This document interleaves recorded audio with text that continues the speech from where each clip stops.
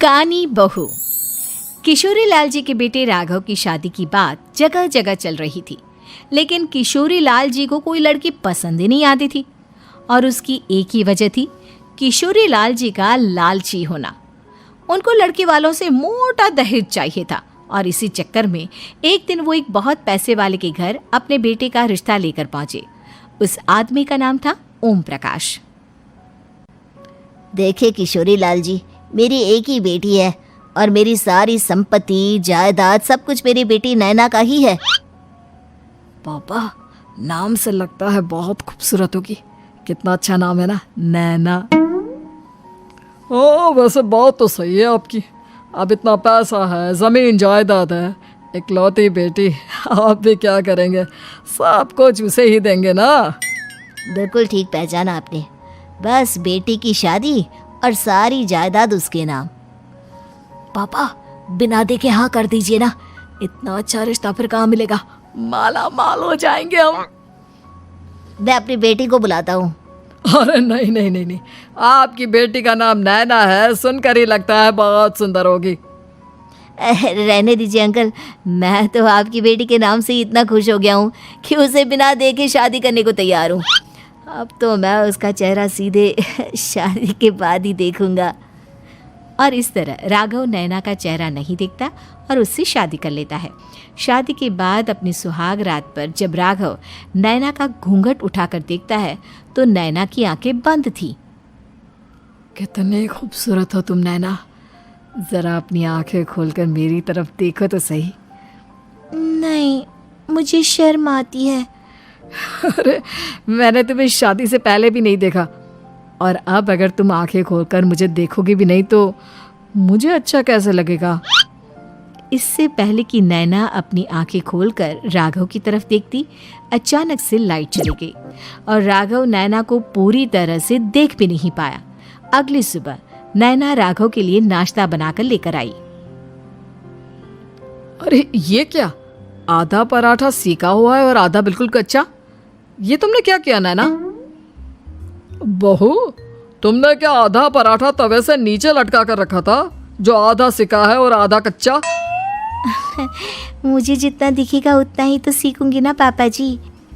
जहाँ जहाँ मुझे नजर आ रहा था वहाँ मैंने सीख लिया, जहाँ जहाँ नहीं दिखा वहाँ कच्चा रह गया होगा। इसका क्या मतलब है? ये कैसा मजाक कर रही है तुम? अरे बहू, तुमने इतना लंबा घूंघट क्यों लगाया हुआ है? देखो, हमारे घर में बहुओं को बेटी की तरह रखा जाता है, और फिर तुम तो इतना सारा माल लेकर आई हो। देखो, ये घूंघट डालकर रखने की कोई ज़रूरत नहीं है।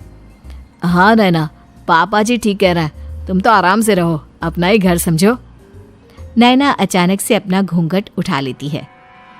अरे ये क्या पापा, नैना की तो एक आंख फूटी हुई है। नाम से नैना, लेकिन ये तो कानी बहू निकली।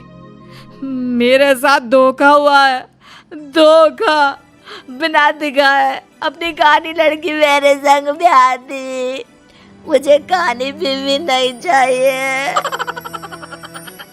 मुझे अभी ओम प्रकाश जी से बात करनी पड़ेगी।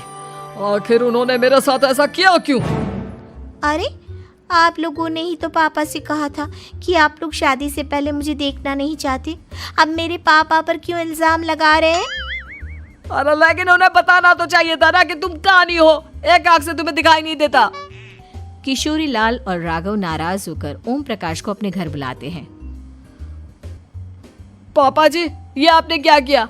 शादी से पहले बताया क्यों नहीं कि नैना की आंखों में परेशानी है? अरे, आप ही ने तो लड़की देखने से मना कर दिया था। और लेकिन आप बता तो सकते थे। आपको तो हमारी बेटी की प्रॉपर्टी चाहिए थी, वो भी पूरी की पूरी। अब क्या हुआ अगर उसे आधा दिखाई देता है? प्रॉपर्टी तो आपको पूरी मिल गई ना। अरे ये क्या बात हुई? मेरी शादी प्रॉपर्टी से नहीं, आपकी बेटी से हुई है। अब ये तो पहले सोचना चाहिए था, तब तो मेरी प्रॉपर्टी देखकर तुम्हारी जुबान लप लपा रही थी। लेकिन मैं कानी लड़की को अपनी बीवी बनाकर नहीं रख सकता। पापा, कुछ करिए ना आप। हाँ, करता हूँ। देखिए ओम प्रकाश जी, आप हमारे साथ ऐसा नहीं कर सकते। और तुम देखो, अगर तुमने मेरी बेटी से शादी तोड़ी ना, तो जो भी प्रॉपर्टी मैंने तुम्हें दी है वो तो पूरी की पूरी वापस ले ही लूँगा, और आधी प्रॉपर्टी तुम्हारी भी लूँगा। अरे मेरी आधी प्रॉपर्टी भला क्यों लेंगे आप? इसलिए क्योंकि मेरी बेटी को आधा नज़र आता है और उसकी नज़र अभी तक तुम्हारी आधी जायदाद पर ही पड़ी है। अब तुम उसे घर से निकालोगे तो कुछ तो लेकर जाएगी ना। और अगर हम आपकी बेटी को अपने घर की बहू बना कर रखे तो? तो तुम्हारी पूरी प्रॉपर्टी तुम्हारी ही रहेगी, और जो मैंने तुम्हें दिया है ना, उसमें से बस मैं आधा लेकर जाऊंगा। अरे लेकिन अब आप अपनी दी हुई प्रॉपर्टी में से आधी वापस क्यों लेकर जाएंगे? अगर मैं आपकी बेटी को अपनी पत्नी बनाकर रखने को तैयार हूं तो? इसलिए ताकि भविष्य में अगर तुम मेरी बेटी को धोखा दो तो उसके पास कुछ तो रहे जो पति का हो। वैसे मेरे पास तो बहुत कुछ है, लेकिन अपने पति की कोई निशानी तो उसके पास होनी चाहिए ना। अब अगर तुमने मेरी बेटी को कानी कहा तो तुम्हें प्रॉपर्टी भी कानी ही मिलेगी, पूरी नहीं। जमाए राजा। किशोरी लाल और राघव समझ चुके थे कि वो बुरी तरह फंस चुके हैं और अब उनके पास वहां से निकलने का कोई चारा नहीं है। अब समझ में आया ना, लालच बुरी बला होती है। एक तो तुम्हें प्रॉपर्टी मिली, ऊपर से बीवी मिली, उसमें तुम्हें नखरे भी दिखाने हैं। आए बड़े, चुपचाप बैठो दोनों।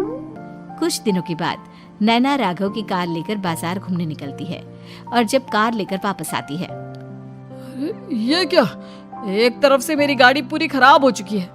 लगता है तुमने मेरी गाड़ी को किसी दूसरी गाड़ी के साथ एक्सीडेंट किया है। अरे अरे कितना बड़ा नुकसान कर दिया तुमने बहू। वो क्या है ना पापा जी, मुझे एक आंख से दिखाई नहीं दे रहा था, सामने से गाड़ी आ रही थी। मुझे तो सिर्फ आधा ही दिखाई दिया और वो गाड़ी मेरी कार से रगड़ते हुए निकल गई। अब मैं क्या करूं बताओ? आप इसे ठीक कराने के पैसे कौन देगा? तुम्हारे पापा?